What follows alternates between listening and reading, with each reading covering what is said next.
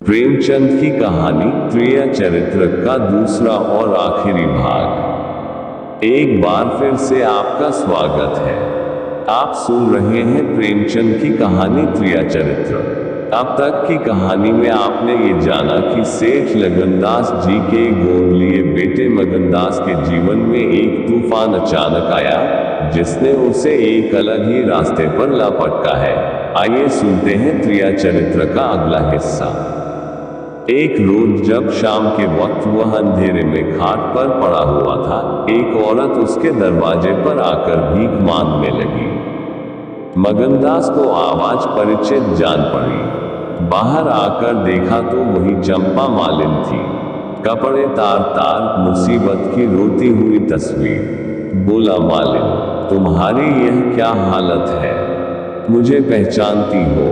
मालिन ने चौंक कर देखा और पहचान गई। रो कर बोली, बेटा आप बताओ मेरा कहाँ ठिकाना लगे? तुमने मेरा बना बनाया घर उजाड़ दिया, न उस दिन में तुमसे न बात करती, न मुझ पर यह विपदा पड़ती। बाई ने तुम्हें बैठे देख लिया, बातें भी सुनी, सुबह होते ही मुझे बुलाया और बरस पड़ी नाक कटवा लूंगी, मुंह में कालिख लगवा दूंगी। चुड़ैल कुटनी, तो मेरी बात किसी गैर आदमी से क्यों चलाए? तो दूसरों से मेरी चर्चा करे। वह क्या तेरा दामाद था जो तू उससे मेरा दुखड़ा रोती थी? जो कुछ मुंह में आया बकती रही, मुझसे भी न सहा गया। रानी रूठेंगी, अपना सुहाग लेंगी।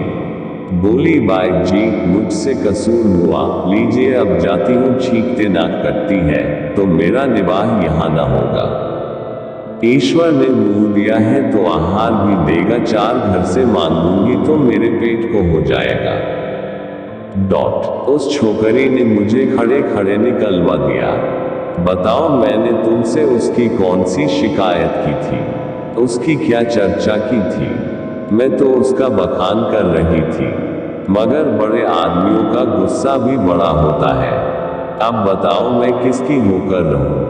8 दिन इसी तरह टुकड़े मांगते हो गए हैं। एक भतीजी उन्हीं के यहाँ लौंडियों में नौकर थी, उसी दिन उसे भी निकाल दिया। तुम्हारी बदौलत जो कभी ना किया था वह करना पड़ा तुम्हें, कहे का दोष लगाऊं, किस्मत में जो कुछ लिखा था देखना पड़ा। मगनदास सन्नाटे में जो कुछ लिखा था, आह मिजाज का ये हाल है, ये घमंड, ये शान। मालिन का इत्मीनान दिलाया, उसके पास अगर दौलत होती तो उसे माला माल कर देता। सेठ मक्खनलाल की बेटी को भी मालूम हो जाता कि रोजी की कुंजी उसी के हाथ में नहीं है। बोला, तुम फिक्र न करो, मेरे घर में आराम से रहो, अकेले मेरा जी भी नहीं लगता। सच कहो तो मुझे तुम्हारी तरह एक औरत की तलाश थी, अच्छा हुआ तुम आ गई। मालिन ने आंचल फैलाकर असीम दिया, बेटा तुम जुग जुग जियो, बड़ी उम्र हो, यहाँ कोई घर मिले तो मुझे दिलवा दो। मैं यही रहूंगी तो मेरी भतीजी कहाँ जाएगी? वह बेचारी शहर में किसके आश्रय रहेगी? मगनलाल के खून में जोश आया, उसके स्वाभिमान को चोट लगी। उन पर यह आफत मैंने लाई हुई है, उनकी इस आवारा गर्दी का जिम्मेदार मैं हूँ।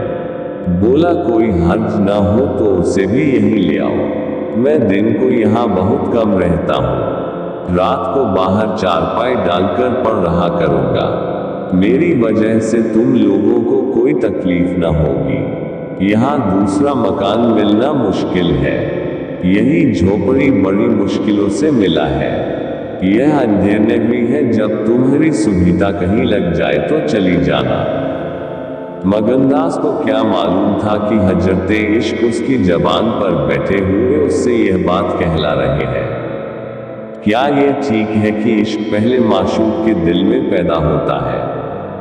देखा ना आपने त्रिया चरित्र जैसे विवादास्पद शब्द का प्रेमचंद ने कितनी खूबसूरती से इस्तेमाल किया, और एक मार्मिक ताना बाना बुन दिया, जिसने हमें बताया कि दुनिया बहुत छोटी है और हमारी मुलाकात कभी भी किसी से भी हो सकती है।